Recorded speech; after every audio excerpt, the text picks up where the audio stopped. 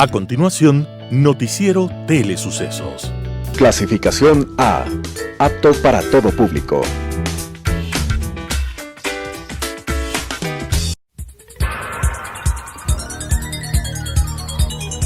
Las opiniones vertidas en este espacio por la producción y dirección del programa son de exclusiva responsabilidad de sus autores y de quienes intervienen en ellos.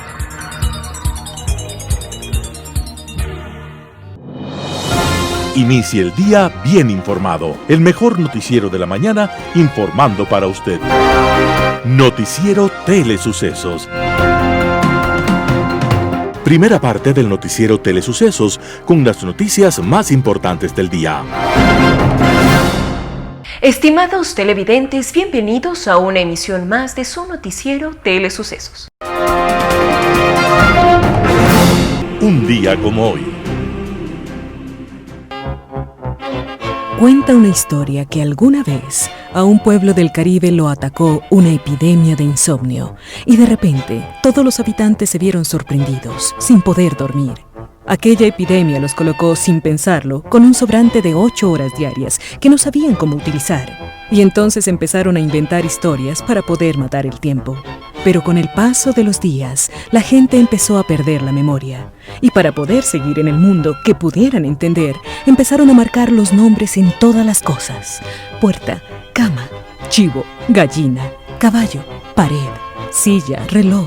Y enseguida, sobre la vaca, un letrero que decía: esta es la vaca.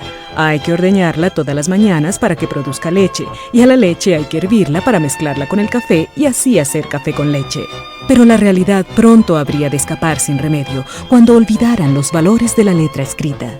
Esta es apenas una de las muchas historias del realismo mágico que palpitan en 100 años de soledad, de Gabriel García Márquez, uno de los grandes escritores del idioma español. Gabriel García Márquez, que decidió enhorabuena abandonar el derecho para dedicarse al periodismo, un día como hoy, 22 de octubre de 1982, estaba siendo declarado ganador del Premio Nobel de Literatura. Y desde entonces, los lectores de todo el mundo sabemos que Macondo es un lugar mágico, de tanto realismo, que todos, alguna vez, allí hemos vivido y alucinado. Inicie el día bien informado. Titulares. Acuerdo de uso de medios electrónicos para trámites municipales. Pacientes catastróficos con alto riesgo de complicaciones por COVID-19. Registro de la propiedad mantiene sus servicios en línea. La audiencia del caso Singue continúa. Provisiones laborales 2021, tema que será tratado en el segmento Tributación de hoy. Estos son los 12 binomios presidenciales que hasta el momento tienen su candidatura en firme. ¿Cómo puedo saber mi lugar de votación? Aquí se lo contamos. Conozca el perfil de Gabriel Hidalgo, candidato a asambleísta. Poder Ciudadano habla sobre las elecciones en Bolivia. En política internacional también abordamos Bolivia 2020. Los editoriales de Monseñor Julio Parrilla, En el horizonte del bien común. De José Hernández, Sigue la quema de los libros. Y de Oscar Vela, Nuestra identidad.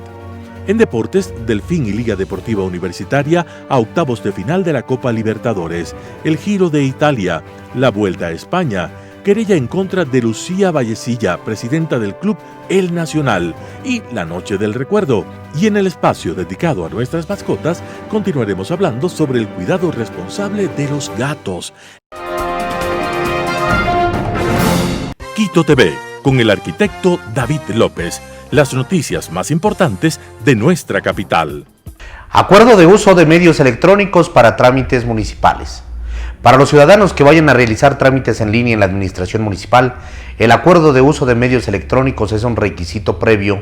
Está amparado en el numeral 19 del artículo 66 de la norma suprema. Se reconoce y garantizará a las personas el derecho a la protección de datos de carácter personal, que incluye el acceso y la decisión sobre información y datos de este carácter, así como su correspondiente protección.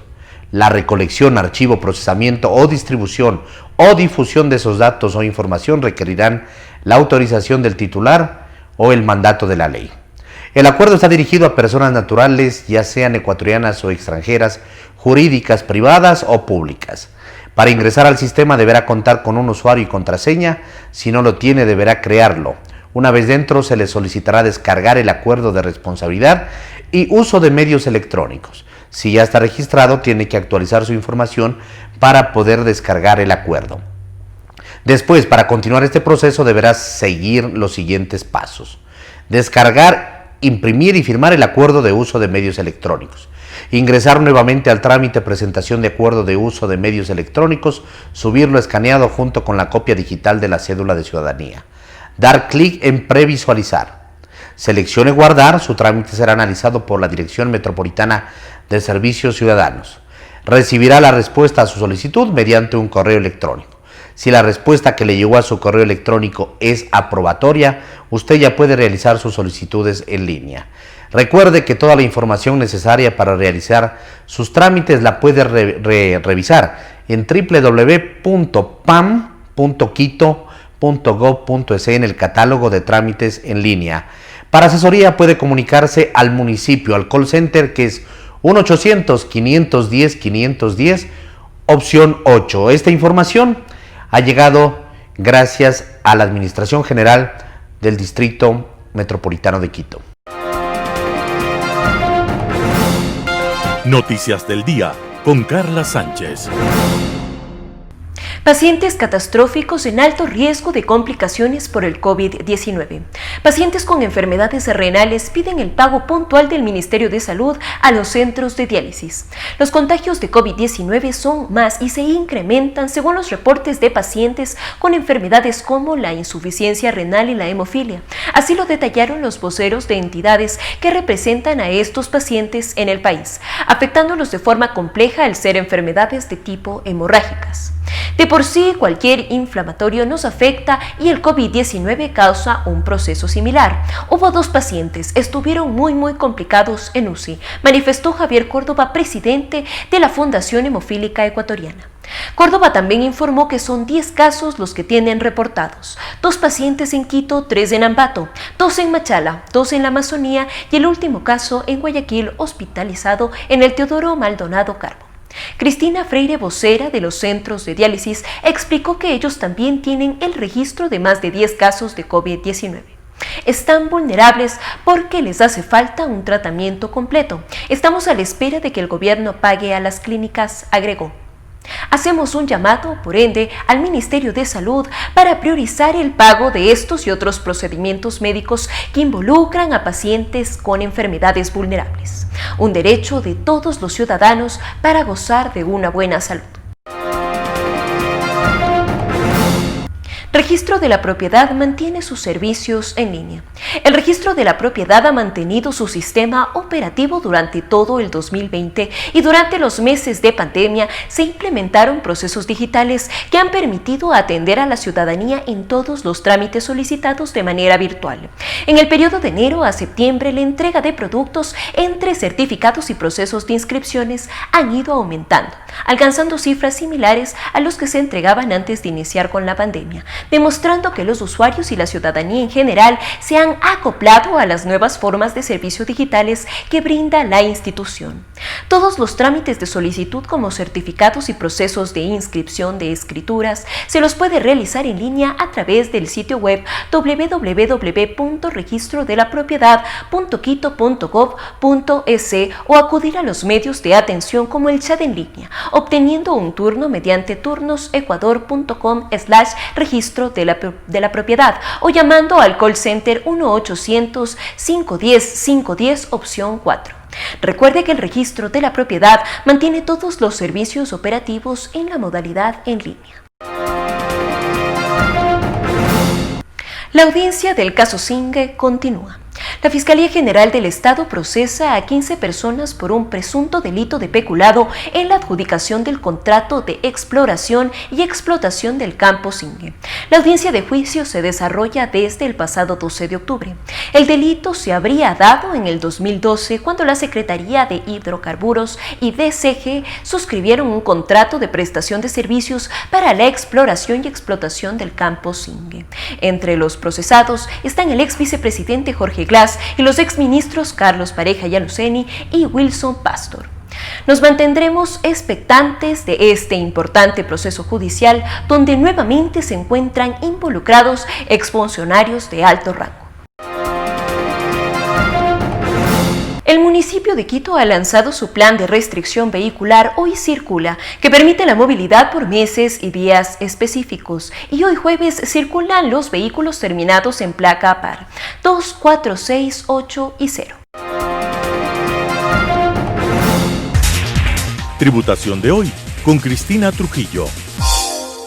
Muy buenos días en su noticiero de Telesucesos. Soy Cristina Trujillo de su programa Tributación de hoy. Vamos a hablar de un tema importante para todas las empresas, para todas aquellas personas naturales que tenemos empleado y que tenemos las obligaciones patronales que cumplir bajo un marco regulatorio vigente en nuestro país. El recurso humano, la relación patrono-empleado, se encuentra totalmente regulada por un cuerpo normativo que es el Código del Trabajo. Cuando usted tiene empleados, tenemos obligaciones laborales que cumplir. Una de esas obligaciones importantísimas es la jubilación patronal y el desahucio. Estas obligaciones que tenemos con nuestros trabajadores nacen por esa prestación lícita del trabajador dentro de las compañías. Voy a hablar el día de hoy de algo que todos nosotros tenemos que considerar dentro de nuestros estados financieros, que son las provisiones laborales y el cambio tributario que se tiene que realizar sobre el manejo de estas provisiones a partir del año 2021. ¿Qué es lo que está pasando sobre estas provisiones, que son estos derechos laborales que nuestros trabajadores tienen por esa prestación del día a día dentro de nuestras organizaciones? La provisión de jubilación patronal y desahucio, una provisión, un pasivo laboral que reflejamos dentro de nuestros estados financieros. El tratamiento tributario que se ha dado a esta provisión ha ido cambiando, ha ido evolucionando en los múltiples periodos fiscales y también con las múltiples reformas tributarias. Quiero hacer un análisis de cómo se ha venido manejando esta provisión en los últimos años y su tratamiento tributario y sobre todo pasar al ejercicio 2021 con la parte tributaria de manera sólida. Hasta el año 2017, la provisión de jubilación patronal y desahucio tenía una normativa tributaria para su deducibilidad. ¿Qué quiere decir deducibilidad? Esa resta de esos costos y gastos para efectuar el cálculo correcto de nuestro impuesto a la renta como patronos, llámese persona natural o llámese una sociedad. Esta provisión, este cálculo matemático, este cálculo de estas obligaciones laborales, era una provisión que se hace un efecto en el estado de resultados como un gasto contra un pasivo laboral. Este gasto hasta el año 2017, para ser deducible, para que el patrono se pueda restar como un gasto propio para la determinación del impuesto a la renta, necesitaba la condición de tener el respaldo de un estudio actuarial. En el caso del desahucio, solo el estudio actuarial, y de la jubilación patronal, el estudio actuarial, y que sea de empleados mayores a 10 años con el patrono. Así tuvimos esta provisión deducible por muchísimos años hasta el 31 de diciembre del 2017. Posterior a eso se da una reforma tributaria importante que le modifica nuestra ley de régimen tributario interno, y del año 18 al año 2020 tenemos otro tratamiento tributario para esta provisión. Actualmente, hasta este periodo fiscal 2020, esta provisión, este gasto de provisión contra este pasivo laboral va a ser un gasto no deducible, es decir, un gasto que no se puede considerar para el cálculo del impuesto a la renta, tanto de las personas naturales como de las sociedades, independientemente que usted tenga el estudio actuarial, es decir, que ese gasto es un gasto no deducible que va a pagar impuesto a la renta independientemente que usted tenga el estudio actuarial, y que también la norma tributaria en este periodo fiscal del 18 al 20 tenemos pues el reconocimiento de una figura contable tributaria que son los impuestos diferidos. ¿Qué va a pasar a partir del 21? La normativa tributaria cambió y esta disposición, es importante que usted sepa, se va a aplicar a partir del ejercicio fiscal 21. y nace con la Ley Orgánica de Simplificación y Progresividad Tributaria. ¿Cuál va a ser el tratamiento tributario de estas dos provisiones de carácter laboral, pero que definitivamente tienen incidencia en nuestros estados financieros? A partir del año 21, usted va a realizar la provisión por desahucio de sus trabajadores y el tratamiento va a ser un gasto deducible. Mire, salimos del gasto no deducible y ahora vamos a un gasto deducible, un gasto que usted se va a poder imputar para el cálculo del impuesto a la renta. ¿Cuál es ese requisito fundamental que le pide la normativa tributaria para que esa provisión de desahucio sea deducible? Un estudio actuarial hecho por empresas o por profesionales especializados para que ese cálculo, ese gasto, esa provisión sea la que corresponda, considerando pues todo el marco regulatorio laboral y también el marco regulatorio financiero. ¿Qué pasa con la provisión de jubilación patronal? Esta provisión a partir del año 21 va a ser deducible de empleados mayores a 10 años. Escúcheme por favor, es parecido a lo que veníamos realizando en el año, hasta el año 17, pero tiene una variación importante. Esta provisión va a ser deducible de empleados mayores a 10 años. Recuérdese que actualmente del 18 al 20 no hay reglas de deducibilidad. Todo el 100% de esta provisión es no deducible del año 18 al año 20, ¿sí? A partir del 21, pues esta provisión va a ser deducible de empleados mayores a 10 años con este patrono, siempre y cuando exista un estudio actuarial y que el valor de la provisión sea depositado en empresas especializadas para este manejo de fondos, que vienen a ser las administradoras de fondos. Alguien me dice, Cristina, ¿por qué la normativa, cuando sale esta ley tan importante, esta ley orgánica de simplicidad y progresividad tributaria, no le aplicó directamente a partir del ejercicio fiscal 20?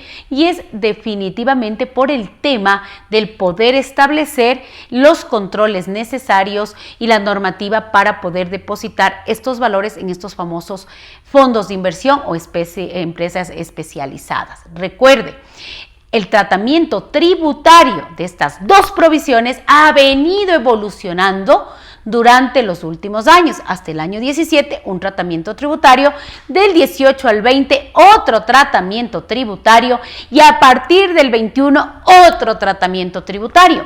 Es importante que tanto las empresas que tenemos empleados como los contadores, los financieros, estemos capacitados para poder determinar correctamente el pago de nuestro impuesto a la renta.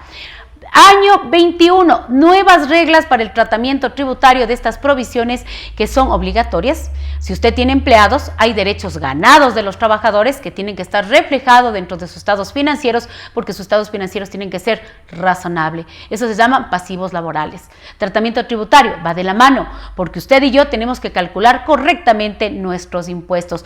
Nuevas reglas tributarias para esta provisión de jubilación patronal y desahucio a partir del año 21 van a ser gastos deducibles, informe actuarial, y en el caso de la jubilación patronal de empleados mayores a 10 años, aparte del informe actuarial, usted tiene que depositar el valor de esta provisión para que sea una provisión real, financieramente correcta en estas empresas especializadas. ¿Qué pasa si no lo llego a hacer? Pues la normativa tributaria también ha definido a través de su reglamento, pues de que eso va a ser un gasto no deducible si usted no cumple con lo que dice la ley.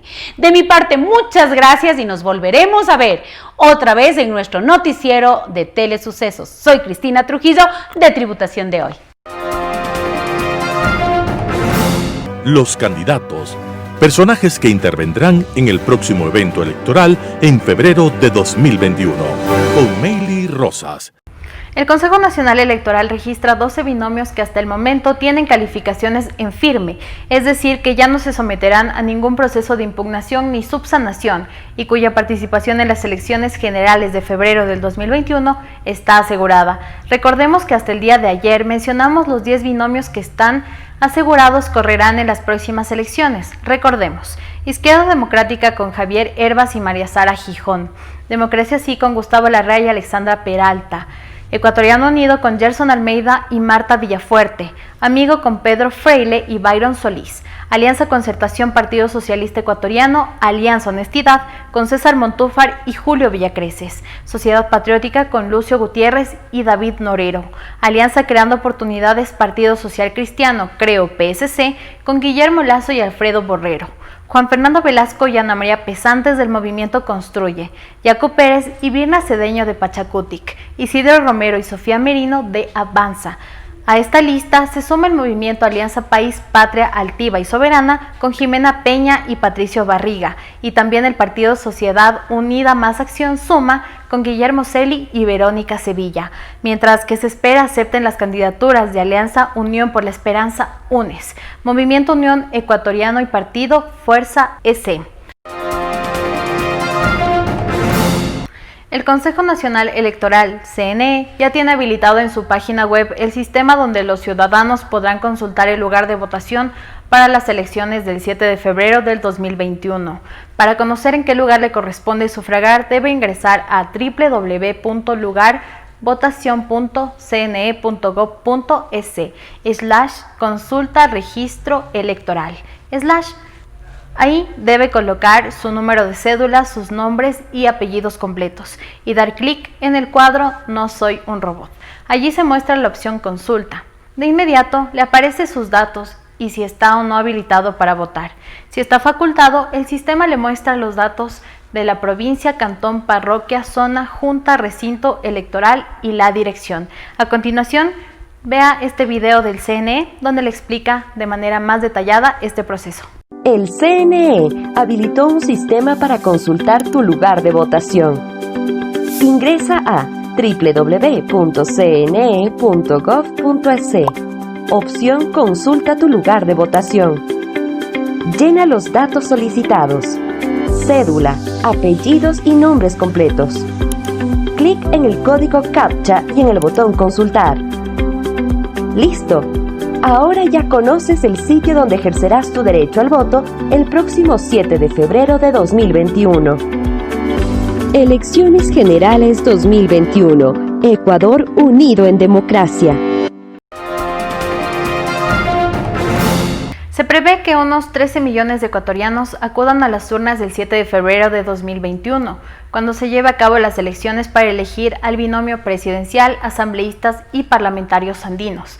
Aún no se conoce la lista definitiva de candidatos, sin embargo, empezamos a escuchar las distintas propuestas. El día de mañana estará aquí, en Noticiero Telesucesos, Gabriel Hidalgo, candidato a asambleísta por el Distrito Norte de Pichincha, contando sobre sus propuestas y el trabajo que realizará en caso de llegar a la Asamblea Nacional.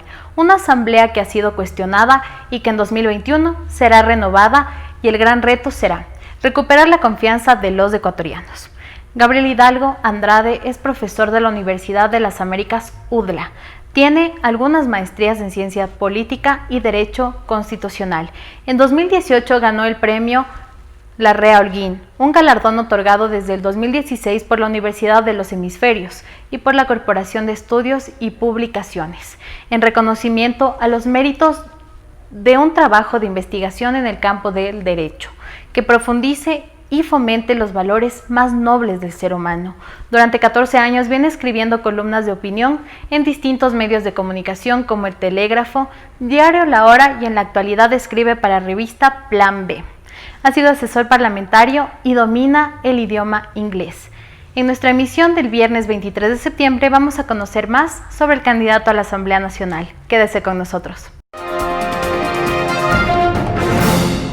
Buenos días, ¿cómo están ustedes, amigos de Telesucesos, Canal 29? El fútbol definitivamente no tiene resultados lógicos. Nosotros decíamos que para el partido del día martes, largo, iba a ganar Olimpia, bueno, no largo, pero él iba a ganar a Delfín. No le dábamos una chance al cuadro manabita. Pero digo, el fútbol son cosas paradójicas. Al minuto 81, Ale cambió la vida, la historia del fútbol. Y en los 8 minutos posteriores a los 90, el equipo de Delfín defendió duramente su victoria. Una victoria que veíamos hoy día en la prensa, se sigue hablando y repercutiendo lo que ha pasado con el cuadro del Delfín. En verdad es lo lindo del fútbol, ¿no? Nosotros decíamos, gana clarito el Olimpia. No, el Delfín fue el ganador de este partido. Mientras que Liga Deportiva Universitaria, jugando bien, son cosas también del fútbol, perdió 3-0 ante el River. Dirán ustedes, ¿cómo que jugando bien pierde 3-0? No, jugando bien. Muchas veces los marcadores son engañosos, son mentirosos. Y decimos eso, River es un equipazo. Yo les decía a ustedes que River es un equipazo, que es uno de los favoritos para ganar la Copa Libertadores de América. Y Liga Deportiva Universitaria y el cuadro del Delfín ya está en octavos. Ahora hay que ver qué va a pasar en la siguiente fase. El fin de semana precisamente se sortean los equipos de la Copa Libertadores de América. Hablemos del Giro de Italia y de la competencia de la Vuelta a España. En el Giro de Italia ya se perdió interés porque nuestros ciclistas no han estado con un rendimiento, ojo, son más de 100 y pico de ciclistas, y que Jonathan Caicedo se ubique en el 68 y Alexander Cepeda en 123, demuestra precisamente la cantidad de ciclistas. El chico Caicedo está demostrando, está cuajándose en competencias que tienen palabra mayor. Y en cambio, en España, Richard Carapaz está en el cuarto puesto en la etapa de ayer y tercera en general. La Vuelta a España está recién comenzando esta Vuelta a España, que tiene más de 20 etapas y que con las victorias que ha alcanzado los ciclistas ecuatorianos, ahora se habla bastante del ciclismo en nuestro país. Enhorabuena, chicos que han nacido en lugares humildes, como por lo general en los deportes, boxeo, fútbol, ciclismo, que ganan dinero. Los chicos no solamente quieren cambiar el estatus económico de él, sino de su familia, y muchas veces ni siquiera de papá, mamá, hermanos, sino de su entorno, de sus primos, de sus sobrinos. Entonces, enhorabuena que el ciclismo esté dando nombre al deporte ecuatoriano. El día de hoy vamos a hablar de lo que está pasando en el Club Deportivo El Nacional. El doctor Washington Andrade ha considerado que unas declaraciones de la doctora Lucía Vallecilla, que en paréntesis, el CENESID le quitó, no le registró el título porque dice que en la Universidad de Colombia, que fue cerrada, ahí se compraban los títulos, ahí se regalaban los títulos, ahí no se necesitaba ir a estudiar para tener títulos y no sabemos cuál es la causa para que la doctora Lucía Vallecilla no haya podido legalizar su título en el CENESID. Yo mantengo una teoría. El CENESID está facultado para inscribir los títulos, pero no para decir este vale o este no vale. Para eso hay autoridad competente, que es un juez. A un juez hay que decirle, señor juez, aquí están las pruebas que la señora Lucía Vallecilla no ha obtenido en forma legal el título y por lo tanto declare nulo ese título. Y ahí sí proceder a quitar el registro. Pero como en nuestro país se hace lo que le da la gana, no faltaba más. Digo que la doctora Lucía Vallecilla, en declaraciones de los medios de comunicación, ha hablado en contra del doctor Washington Andrade. El doctor Washington Andrade es abogado. Él dice, a mí no me hacen eso. Ya está calificada la querella y el doctor Andrade ha dicho, el dinero que yo obtenga de la doctora Lucía Vallecilla va a ser donado al Club Deportivo Nacional. Vamos a ver qué pasa, en qué termina, porque la doctora Lucía Vallecilla ha dicho de todo. Al señor Luis Granda también le dijo que era mentiroso, que le había pagado. En fin, problemas graves del Nacional que antes no se veía. La noche recuerdo. Hoy día vamos a presentarles a ustedes a Cristian Soria, goleador de la selección ecuatoriana que participó en la Copa América de Olimpiadas Especiales.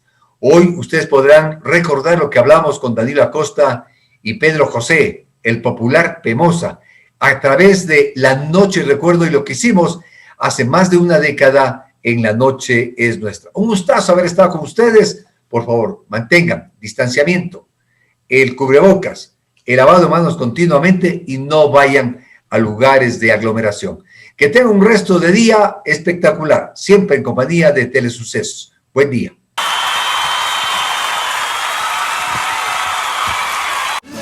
Vivir la fiesta, no te vayas a dormir. Pega la vuelta y vente pa' aquí porque la noche recién comienza. La noche es nuestra. En Deportes, un programa diferente. Bienvenidos a la hora más loca y divertida de la noche.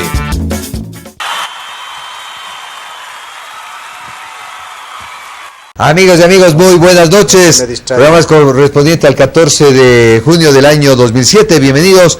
Hoy día estuvimos en Como Debe Ser y la esquina de Palermo, grabando un programa que vamos a presentarles en los próximos días. Aquí no mentimos, cuando es programa pregrabado, decimos es programa pregrabado. Primero por respeto a ustedes, segundo porque nadie es tonto, amigas y amigos, entonces sabe cuándo son programas pregrabados. Ni que estamos con microonditas, no, nada de esas cosas. Ni microondas, ni cocinas, ni nada. Ni nada por el estilo. Cuando son programas pregrabados, es pregrabado. Muy bien, mi querido doctor. Buenas noches a Pablo José, que hoy reemplaza a Pedro José. Un saludo muy cordial. Él no es claro, sino cierto. Entonces él nos acompaña hoy. Saludamos en la esquina de Palermo y como debe de ser, donde sé que se encuentra Huevo Ocioso, también ayudando, colaborando con todo lo que significa en como debe de ser. El próximo martes, Carlos Ramaciotti tiene que dar una respuesta a la gente del Deportivo Quito para ver si viene como nuevo estratega. ¿Cómo? Ramaciotti. ¿Y el de Laucas ya no va? No, Juan Amador estaba en lista de espera. ¿Cómo lista de espera? ¿Sabe lo que me enteré? A ver, cuente. Que Juan Amador estaba supeditado a que Ramaciotti diga si vengo o no vengo. ¿Pero eso sabía Juan Amador? Sí, sabía. ¿Cómo no? Entonces, por eso es que Juan Amador... Le voy a aguantar aquí, pero a ver si me contesta otra persona. No, grosería. Por eso es que Juan Amador, ¿qué les puedo decir? No es ningún tonto. Primero es un profesional. Él ya arregló con el Atlético Rafaela de Argentina. Y buen profesional. Sí, buen profesional, buena persona. Y se va para Argentina, es que no va a estar esperando, ¿no? El señor Ramaciotti me dijo que no. Venga, Juan Amador. Y si le dice que sí, ¿dónde va el señor Amador? Porque entiendo que el Atlético Rafaela también le dijo, bueno, ¿qué quiere, viejo? ¿Vení, firmá o te quedas allá? Entonces digo, no, yo firmo y me voy a trabajar por allá. Estoy esperando nada más de entregar mi departamento, estoy esperando arreglar las cosas de migración y el billetito que me debe Laucas, que si sé que paga, al menos si está Guillermo Herrera, sí paga. Así que se va Juan Amador, doctor. No habla, no hay que decirle, oye, al presidente no hay que decirle nada. Por si acaso. Oye, el primero que hace le ha metido preso a un señor que le ha hecho un acto obsceno. A mí me parece. Y respecto, ¿sabe cuánto de tiempo puede estar el señor preso? O el joven. 5 años. 3 meses a 2 años. Y yo pregunto, ¿y los delincuentes? Claro. ¿Y los pillos? Cuentan que han estado un joven metiendo su vehículo en el sector de la luz. Su carro. En un segundo aparecen 2 delincuentes con pistola y les quitan los laptops que estaban en los carros, ya dentro de la casa, ojo, verá. Qué impresionante. Y el chico, por defenderle a la novia, recibe un disparo, con tan buena suerte que le pegan en la pierna. Santiago Soria me mensajeó y me dijo, mi tío es nada menos y nada más que el goleador del campeón del equipo ecuatoriano. Si quiere, la entrevista, avíseme. ¿Cómo voy a demorar rapidito? A ver, Santiago, hoy, en vivo y en directo para que esté aquí, Cristian Soria, goleador de la selección ecuatoriana. Campeón de América. Del campeonato de América. ¡Venga las palmas! Muy bien. Muy bien, Cristian. Cuéntanos un poquito, cómo así en el fútbol, desde cuándo estás en el fútbol y sobre todo en Olimpiadas Especiales. El fútbol desde los 5 años y en Olimpiadas Especiales como unos 15 años, algo así. Ahí estás 15 años, ya. ¿Y cuántos años tienes? 25. 25 años. Ya. ¿Cómo estuvo el campeonato? Cristian Soria se queda mudo en el estadio venezolano. Ecuador gana 1-0. Al poste de la mano derecha le pegó. ¡Qué golazo! El beso entre el balón y la red, y Cristian que se abraza con sus compañeros. ¿Quién dijo que Beckham nomás hace tiros de libre? Esa manera extraordinaria de Cristian Soria. ¡Me vas a llorar en este momento!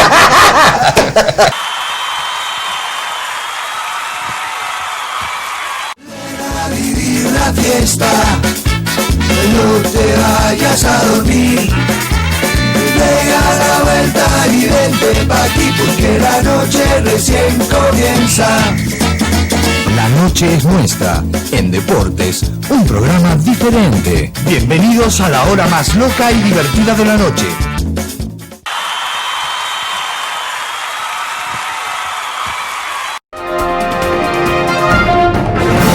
Su mejor amigo, con Nivaldo Machín de la Noval. Consejos para la tenencia responsable de mascotas.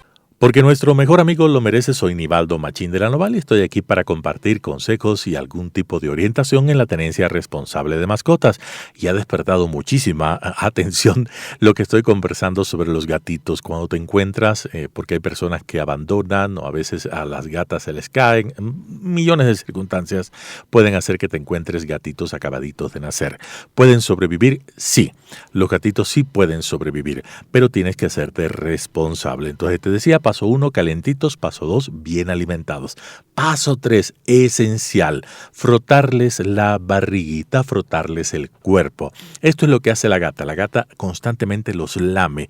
Así estimula todo el sistema nervioso central, pero hay algo importantísimo. Les ayuda a expulsar sus desechos. Los gatitos por sí solos no saben hacer pipí, no saben hacer popó. Entonces, ¿quién le ayuda a la gata? La gata les lame la parte de la barriguita, la parte de los genitales y ellos hacen su pipí y hacen su popó. Tú puedes ayudarle, por supuesto. Toma una toalla húmeda, ¿sí? Una servilleta húmeda, un pañito húmedo y frótale la parte de los genitales y la parte baja del ano. Bien, entonces entre los genitales y el ano, en esa parte frótales y vas a ver que inmediatamente hacen pipí y también hacen su deposición. Esto es importante porque si no, ellos no pueden hacerlo y morirían porque tendrían todos los desechos dentro de sí. Así que paso 1, calentitos. Paso 2, alimentados. Paso 3, masajearles para que puedan hacer sus necesidades fisiológicas. Y los gatitos ya están avanzando hacia la salvación gracias a ti, porque tu mejor amigo lo merece. Soy Nivaldo Machín de la Noval y nos volveremos a escuchar en una próxima ocasión. Segunda parte del noticiero Telesucesos, opinión de importantes personajes de la actualidad nacional en política, economía, salud y educación.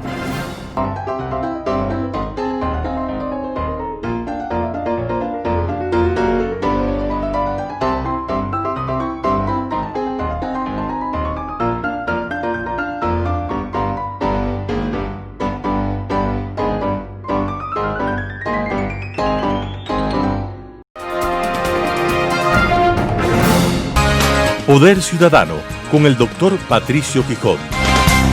Saludos cordiales.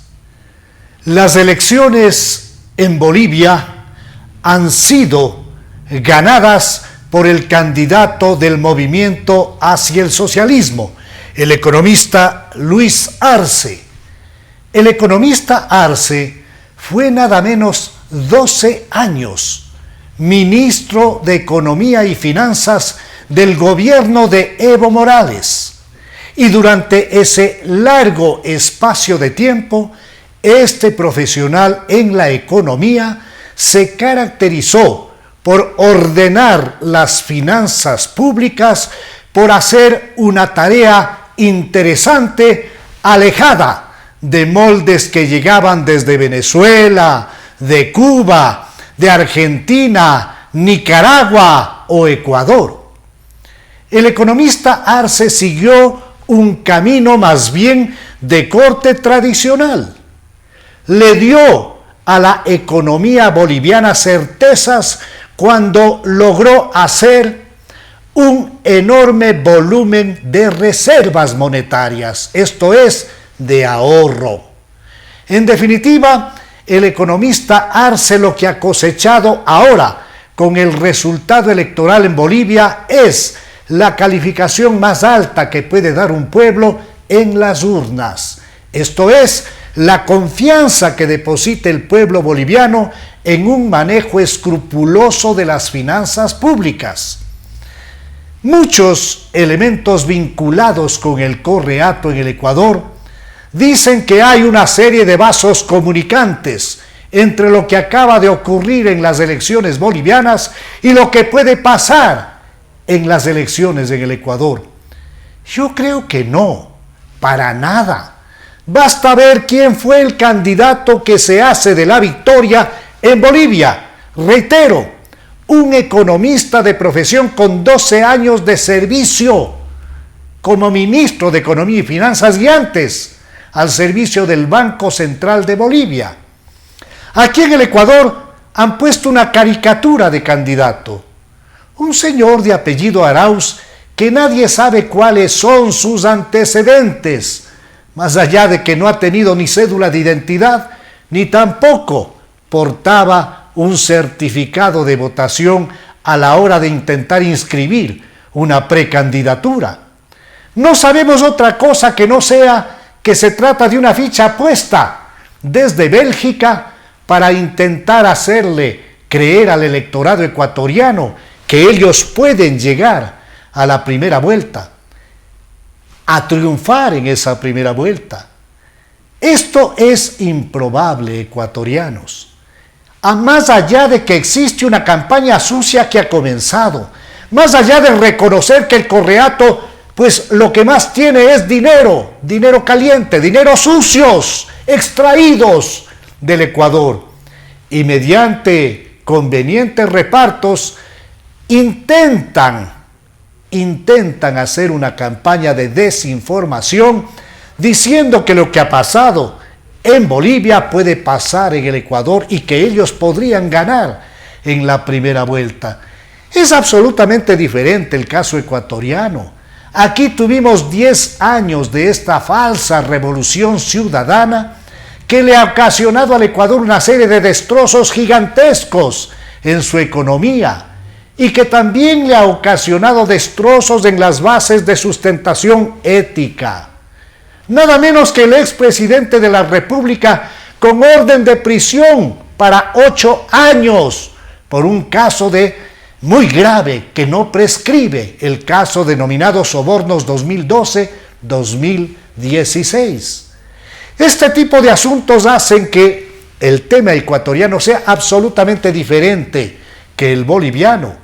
Y aquí en el Ecuador, los ciudadanos que amamos la democracia, los ecuatorianos que queremos un país diferente a Cuba, diferente a Venezuela, diferente a Argentina, diferente a Nicaragua, lo que tenemos es que visualizar desde la primera vuelta y apoyar al candidato que tenga las mayores opciones, la mayor fortaleza para detener a esta horda delictiva y por supuesto al candidato que además le ofrezca al ecuatoriano planes concretos y confiables para salir de esta profunda crisis. Global Hoy con Alan Carney.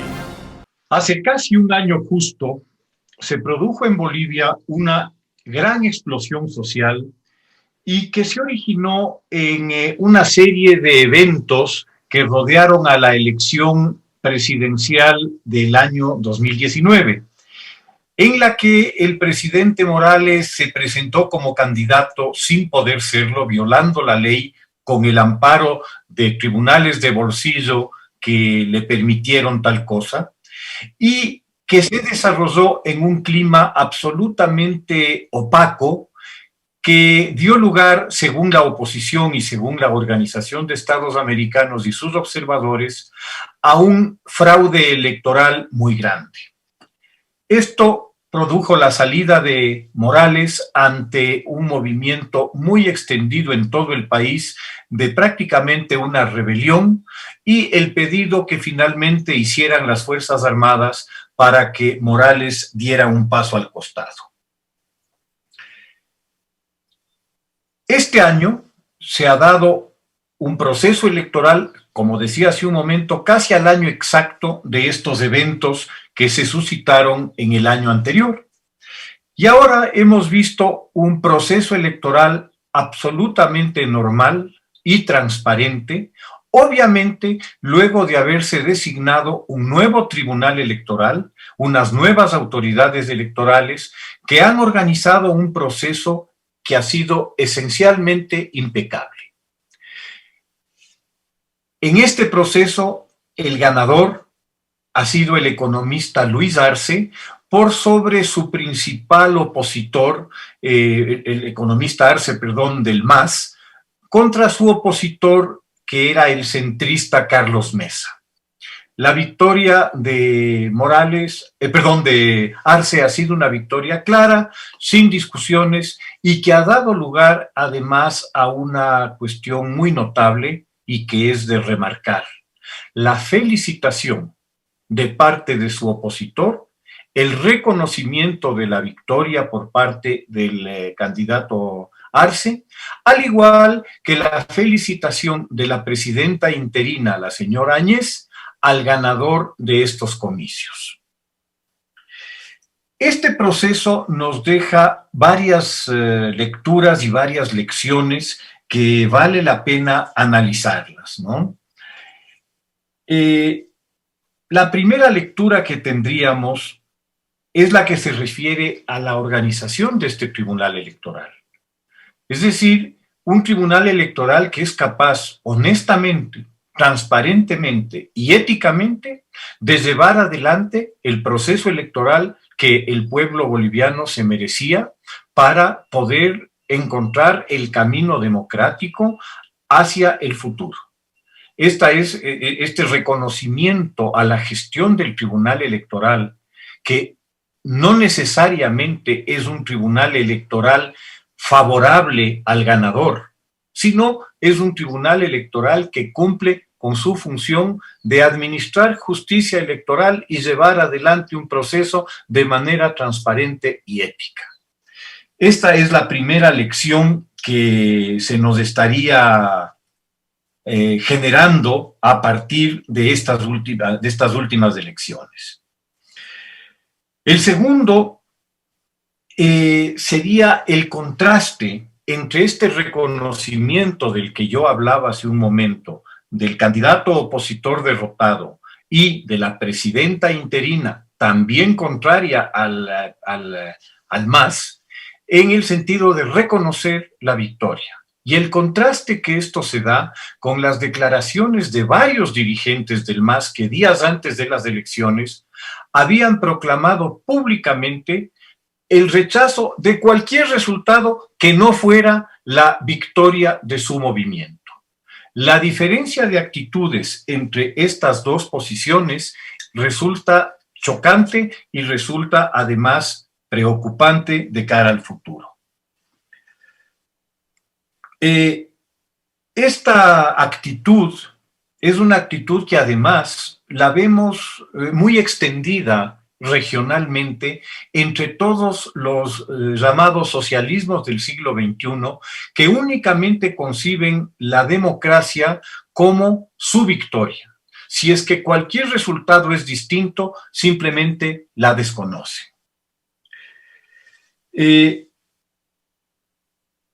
Ha habido también una declaración muy interesante del presidente Arce, ya ganador de la carrera presidencial, en el sentido de distanciarse del anterior presidente del MAS, Evo Morales, advirtiendo que él es, como candidato ganador, quien va a presidir el gobierno boliviano. Y ha establecido unas distancias importantes con el expresidente Morales. Distancias que desde todo punto de vista parecen sensatas, por cuanto la imagen interna del presidente Morales se ha visto muy afectada y manchada por una serie de delitos, inclusive el de la pederastia. Y obviamente este es un tema que puede afectar gravemente la imagen del nuevo gobierno de cara al futuro. Curioso que estas acusaciones y este juicio que está incoado en contra del expresidente Morales sean tan parecidos al caso de otro dictador del siglo XXI, como es el comandante Ortega en Nicaragua, acusado de violar a su sobrina cuando ésta era menor de edad. Igualmente interesante es la declaración que hace el presidente electo en el sentido de buscar un gobierno de unidad nacional. En contraposición a la actitud confrontativa, violenta, disruptiva que siempre tuvo el presidente Morales con relación a la oposición, al que incluso se le ha llegado a acusar de racismo hacia sus conciudadanos no indígenas, resulta muy alentador y muy interesante que el presidente electo plantee la necesidad de un gobierno de unidad nacional que permita curar las heridas, sanar las heridas que se han dado en la sociedad boliviana por la forma en que se ejerció el poder en los periodos en que Morales, 3 periodos en los que Morales fue presidente de Bolivia. Vale la pena reflexionar que ciertamente Arce va a tener un trabajo complicado con relación a la economía del país.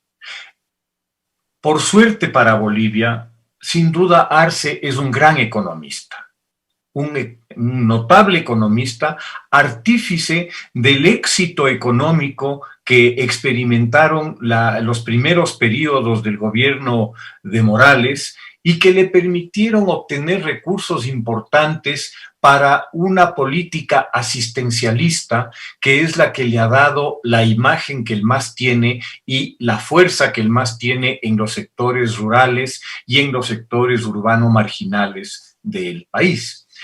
Ciertamente, Arce, de lejos, resultó el mejor de todos los economistas de los diversos gobiernos del socialismo del siglo XXI en América y logró que su país progrese y reduzca la pobreza de una manera significativa y sostenible.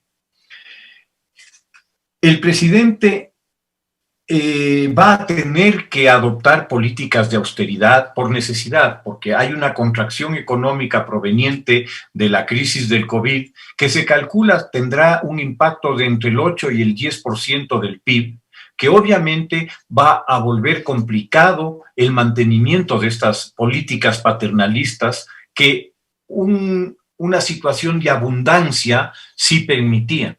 ¿Y por qué digo sí permitían?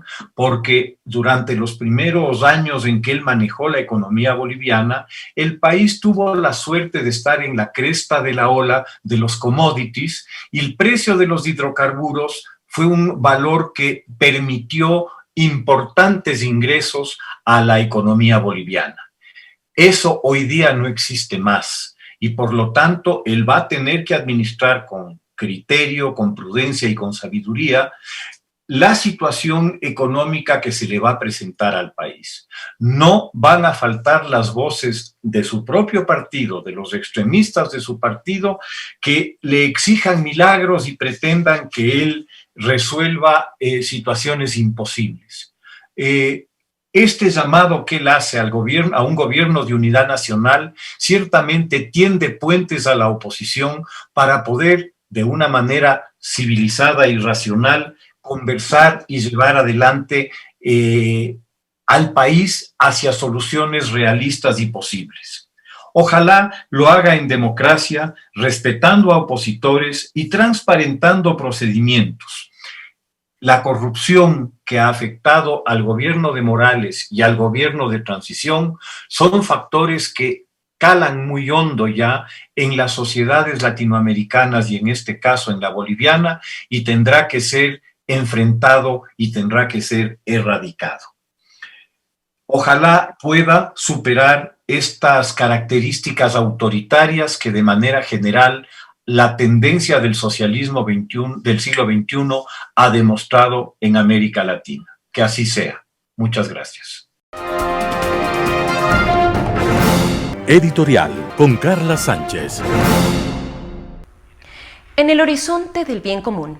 El pasado domingo escribí sobre la dignidad de la persona, algo que un candidato político tendría que interiorizar y meter no solo en la conciencia, sino también en el corazón. Pero con la misma fuerza un presidenciable tendría que meter dentro hasta el tuétano, la búsqueda del bien común.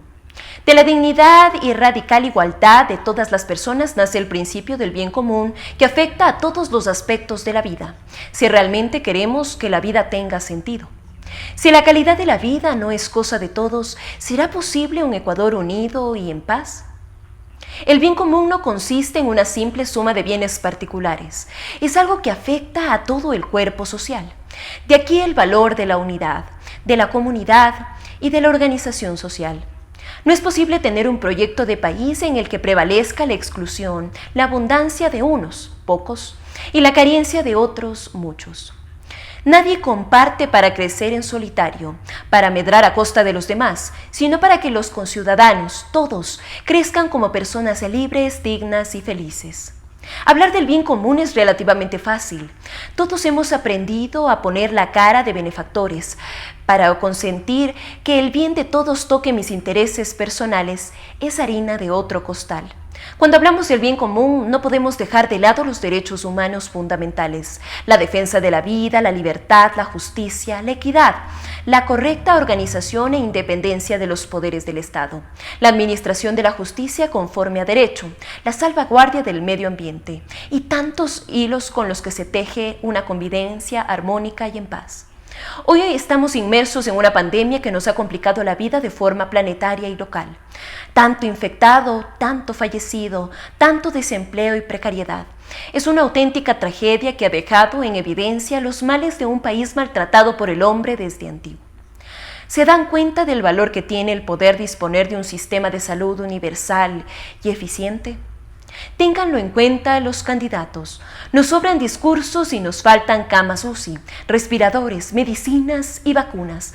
Profesionales de la salud y gente cualificada y bien pagada, con estabilidad laboral y crecimiento social. Si los discursos no aterrizan en la realidad cotidiana, son solo música celestial. El bien común no es solo una responsabilidad del Estado benefactor, menos aún del Estado autocrático, sino que es un deber de todos los miembros de la sociedad, pequeños y grandes. Y sin embargo, es un bien arduo de alcanzar porque exige la búsqueda del bien de los demás como si fuese el propio bien. Díganselo a los que tramitaron con las medicinas y con la salud del pueblo. Les mirarán a ustedes con harta y a mí con harta lástima. Dirán que somos tantos de capirote, ingenuos y adolescentes. ¿Y qué? Lo que ellos, los malos de esta película, digan, nos traen al pairo. Editorial. Damos lectura al editorial de José Hernández, director del portal digital Cuatro Pelagatos. ¿Qué sigue? ¿La quema de libros? Mónica Barea se volvió noticia, su librería Rayuela se volvió tendencia por vender Octubre, la democracia bajo ataque. El libro de María Paula Romo y Amelia Rivadeneira.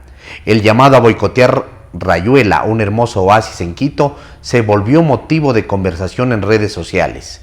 Y no podía ser de otra manera. Amenazar una librería bajo la forma que sea facultó a muchos a preguntarse ¿cuándo los fanáticos empezarán a quemar libros? El libro es una piedra de toque. Moralistas, fascistas, inquisidores, nazis, comunistas, dictadores han quemado libros. A veces también a los autores con sus obras, como sucedió con Miguel Servet quemado a fuego lento por orden de Juan Calvino en octubre de 1553. Su historia está narrada en el fantástico libro escrito por Stefan Zweig, Castellio contra Calvino. El dictador de Ginebra tampoco aceptó la tesis que inspiró la vida y los libros del teólogo y científico español. Ninguna autoridad civil o religiosa tiene derecho a imponer sus creencias. De eso se trata. Los intolerantes siempre han sido unidimensionales. A nombre de la raza, de su país, de su ideología, de su religión, de su conveniencia, declaran peligrosos los libros de sus opositores y los prohíben. Así iniciaron los nazis su empresa criminal, yendo tras los libros de los judíos y demás sectores políticos o pacifistas clasificados como enemigos. Atacar a una librería o boicotearla por vender un libro es una señal inequívoca de que la intolerancia ya alcanzó niveles inquietantes. Mónica Barea la procesó con humor y puso un hecho contundente por delante. Mostró que su librería vende, como no puede ser de otra manera, los 2 libros que concentran por ahora la insurrección que sufrió el país en octubre pasado. Insurrección celebrada por correístas y colectivos amigos del ala radical y revolucionaria de la CONAIE. Insurrección condenada por aquellos que vieron en esos 11 días un conato de golpe de Estado con acciones que aterrorizaron particularmente a los quiteños. Mónica Barea no actuó como la librería Carlos Fuentes y lo contó en uno de sus tweets. Javier Lazo la llamó y le dijo que no venderá el libro de Romo y Rivadeneira. Y esa librería se llama Carlos Fuentes, quizá el escritor mexicano más cosmopolita. No hay de qué extrañarse. Javier Lazo, director de la Fundación Fondo de Cultura Económica, responsable de esa librería, no vende libro porque no calza con su forma de pensar. Es decir, ni siquiera instalado en el corazón del pensamiento. Eso es una librería. Deja de ser el espíritu cicatero en el que se convirtió o se le disparó durante el correísmo. Esta comprobación es la más penosa conclusión de este asunto que hizo de Rayuela motivo de amenaza de boicot, insultos y groserías, el fanatismo ideológico del correísmo o del mariateguismo. Dañó tanto los espíritus de algunos que no solo consideraban enemigos a aquellos que no comparten su credo. Ahora quisieran privar la sociedad de los otros puntos de vista. Así empezó Calvino, así procedió Franco y sus falangistas, y luego hicieron hogueras con libros en las plazas públicas. El caso de Javier Lazo, de María Isabel Salvador y otros es paradigmático. No solo participaron en un gobierno que persiguió a opositores y críticos, ahora, creyéndose espíritus ilustrados, quisieran que otros no leyeran lo que escriben aquellos que no comparten su visión. Hace un tiempo los ideólogos del Partido Socialista francés se quejaron ante sus pares de la derecha por no escribir. Su mensaje fue enfático: si ustedes no escriben, nosotros no tendremos dificultades para seguir pensando. Esa es la realidad para aquellos que conciben la esfera pública como un jardín de ideas. El caso de Rayuela es un síntoma de una sociedad dividida por los fanáticos cuyo negocio es precisamente instalar la nación en un estado de guerra civil permanente, no entre ciudadanos que discrepan, sino entre enemigos que hay que desaparecer. El primer paso es provocar su muerte simbólica, no reconocerlos, no leerlos, prohibir leerlos. Este ha sido el editorial escrito por José Hernández en el portal digital Cuatro Pelagatos. Hernández es uno de los articulistas y periodistas más importantes que residen en nuestro país. Ha sido editor general de Diario El Comercio, parte del diario El Tiempo y de la revista Semana en Colombia, director de la desaparecida revista Vanguardia, columnista de Diario Expreso, actualmente director de Cuatro Pelagatos. Editorial. Nuestra identidad. Renegar de la historia como se hace cada año durante el mes de octubre en ciertos países de Latinoamérica solo demuestra ignorancia, racismo o una marcada necesidad de situarse en algún plano político a costa del escándalo público, la figuración y el vandalismo.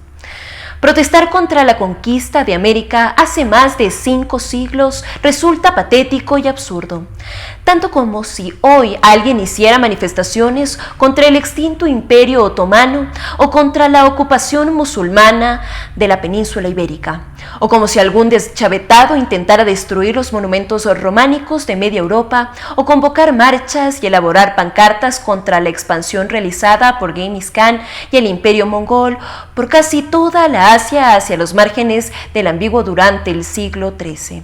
Todos los procesos de colonización del planeta, independientemente de su violencia o traumatismo, forjaron la humanidad moderna y contemporánea para vivir para bien o para mal. Hoy se protegen como verdaderos tesoros, pues lo son, los vestigios de aquellos tiempos de conquista, salvo los casos de brutalidad fanática que han destruido monumentos históricos en Oriente Medio. Aunque les pese todavía a unos pocos, todos los habitantes del continente somos el resultado de la la fusión de civilizaciones que empezó en 1492 con la llegada de Colón. Y los que no lo son, un puñado de indígenas no contactados que se han aislado en la selva amazónica. Llevan en su sangre todavía orígenes más distantes, asiáticos o africanos, y en sus genes también hay una carga histórica, remotísima de desplazamientos, colonización, guerras, muerte y por supuesto de vida, cultura y supervivencia. Nuestra identidad es la de esos habitantes que poblaron este territorio varios siglos antes de la conquista, y es también obviamente la de aquel grupo de explotadores entre los que había de todo un poco, saqueadores, bandidos, aventureros, científicos, intelectuales, guerreros, humanistas. Nuestra identidad se remota a los quitus, a los caranquis, a los cayambes, a los puruáes, a los huancavilcas, entre muchos otros pueblos que en su tiempo fueron sometidos y avesallados por los poderosos incas, que por tanto también forman parte de nuestros genes, y se remonta además a los extremeños, andaluces, castellanos, vascos, gallegos y tantos otros que asentaron y confluyeron en estas tierras. Nuestra identidad flota sobre los templos y construcciones indígenas, borrados bárbaramente en gran parte, pero también vive en las ciudades coloniales, sincréticas en formas y tradiciones, y como no, en la lengua que nos enlaza, el español, hoy enriquecido por las voces vivas de los ancestros aborígenes de todo el continente y por los ritmos y modismos de 500 millones de hispanohablantes. Unos cuantos insolentes pretenderán destruir monumentos, quemar textos e incluso pulverizar ciudades, pero mientras fluye en las venas la sangre que no es común en los iberoamericanos, nuestra identidad será indestructible. Y así concluimos un programa más de su noticiero Telesucesos. Manténgase en la sintonía de nuestra programación y no olvide seguirnos en nuestras redes sociales. Nos encuentran en Facebook como Telesucesos, Instagram, @telesucesos_Twitter, @telesucesos29, YouTube, Telesucesos HD y también por nuestra página web www.telesucesos.net. Hasta la próxima.